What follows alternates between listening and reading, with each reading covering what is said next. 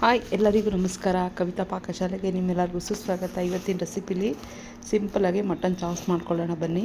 ಈರುಳ್ಳಿ ಹಾಕ್ಕೊಂಡು ನಾನು ಕುಕ್ಕರ್ ಇಟ್ಕೊಂಡು ಫ್ರೈ ಮಾಡ್ಕೊತಾ ಇದ್ದೀನಿ. ನೀವು ನೋಡ್ತಾ ಇರ್ಬೋದಲ್ಲ, ಮಟನ್ ಚೆನ್ನಾಗಿ ತೊಳೆದಿಟ್ಕೊಂಡು ಫ್ರೈ ಮಾಡ್ಕೊಳ್ಳೋಣ. ಈಗ ಈ ಮಟನ್ನ ಒಂದು 10 ನಿಮಿಷ ಅರಿಶಿನ ಉಪ್ಪು ಹಾಕ್ಕೊಂಡು ಚೆನ್ನಾಗಿ ಫ್ರೈ ಮಾಡ್ಕೊಳ್ಳೋಣ. ನೀರು ಬಿಡುತ್ತಿದ್ರಲ್ಲಿ ಅಲ್ಲಿವರೆಗೂ ನಾವು ಒಂದು 10 ನಿಮಿಷ ಮುಚ್ಚಳ ಮುಚ್ಚಿ ಬಿಟ್ಬಿಡೋಣ. ಫ್ರೈ ಮಾಡ್ಕೊಂಡಿದ್ದ ತಕ್ಷಣ ಇದ್ರಲ್ಲಿ ನೀರು ಬಿಡುತ್ತೆ. ಸಿಂಪಲಾಗಿ ಮಾಡ್ಕೊಂಬಿಡೋಣ. ಮಟನ್ ಚಾಪ್ಸಲ್ಲಿ ತುಂಬ ಚೆನ್ನಾಗಿರುತ್ತೆ. ಇದು 3 ಜನ ಊಟ ಮಾಡ್ಬೋದು, 3 ರಿಂದ 4 ಜನ. ನೋಡಿ, ರುಚಿಗೆ ತಕ್ಕಷ್ಟು ಉಪ್ಪು ಹಾಕಿ ಫ್ರೈ ಆಗಕ್ಕೆ ಬಿಟ್ಬಿಡೋಣ. ನೀರು ಬಿಡುತ್ತೆ. ಸುಮ್ಮನೆ ಈ ಥರ ಮುಚ್ಚಳ ಮುಚ್ಚಿದ್ದೀನಿ ನೋಡಿ, ನೀರು ಬಿಟ್ಟಿದೆ. ಈಗ ಸ್ವಲ್ಪ ನೀರು ಹಾಕ್ಕೊಂಡು ಇದನ್ನು ಒಂದು 5 ವಿಸಿಲ್ ಕೂಗಿಸ್ಕೊಂಬಿಡೋಣ. 5 ರಿಂದ 4 ವಿಸಿಲ್. ನೋಡಿ, ಸಣ್ಣ ಈರುಳ್ಳಿ ತೊಗೊಂಡಿದ್ದೀನಿ, ಒಂದು 5 ಹಸಿಮೆಣ್ಸಿನ್ಕಾಯಿ, 1 ಇಂಚ್ ಶುಂಠಿ, ಲವಂಗ,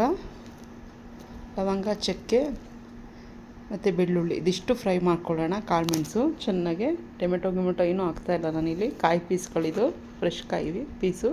ನೋಡಿ, ಗಸಗಸೆ 1.5 ಟೇಬಲ್ ಸ್ಪೂನ್ ಇದೆ. ನೀವು ನೋಡ್ತಾ ಇರ್ಬೋದಲ್ವ. ಗಸಗಸೆ ಹಾಕೋದ್ರಿಂದ ಮಟನ್ ಚಾಪ್ಸು ತುಂಬ ಟೇಸ್ಟ್ ಬರುತ್ತೆ. ನೀವು ನೋಡ್ತಾ ಇರ್ಬೋದು. ನಾನು ಊರುಗಳೆಲ್ಲ ಏನೂ ಹಾಕ್ಕೋತಾ ಇಲ್ಲ, ತುಂಬ ಗಟ್ಟಿ ಬಂದುಬಿಡುತ್ತೆ. ಇಷ್ಟೇ ಸಾಕು, ಟೊಮೆಟೊ ಹಾಕೋಂಗಿಲ್ಲ ಇದಕ್ಕೆ. ನೋಡಿ, ಕೊತ್ತಂಬರಿ, ಪುದೀನ ಚಾಪ್ಸ್ಗೆ ತೊಳೆದಿಟ್ಕೊಂಡಿದ್ದೀನಿ. ಹಸಿದೆ ಹಾಕೊಳ್ಳೋಣ.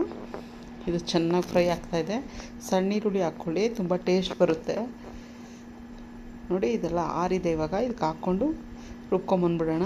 ಸ್ವಲ್ಪ ಅರಿಶಿನ, ಸ್ಪೈಸಸ್ ಹಾಕ್ಕೊಳ್ಳೋಣ. ಧನಿಯಾ ಪೌಡ್ರು, ಸ್ವಲ್ಪ ಜೀರಿಗೆ ಪೌಡ್ರು, ಧನಿಯಾ ಪೌಡ್ರ್ ಹಾಕ್ಕೊತಾ ಇದ್ದೀನಿ.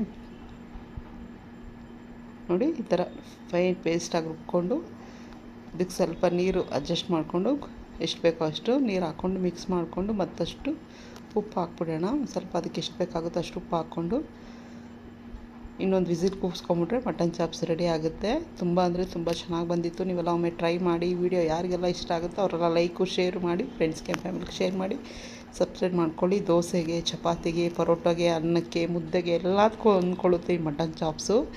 ನೀವೆಲ್ಲ ಒಮ್ಮೆ ಟ್ರೈ ಮಾಡಿ. ಮತ್ತೊಂದು ವಿಡಿಯೋದಲ್ಲಿ ಮತ್ತೆ ಸಿಗೋಣ.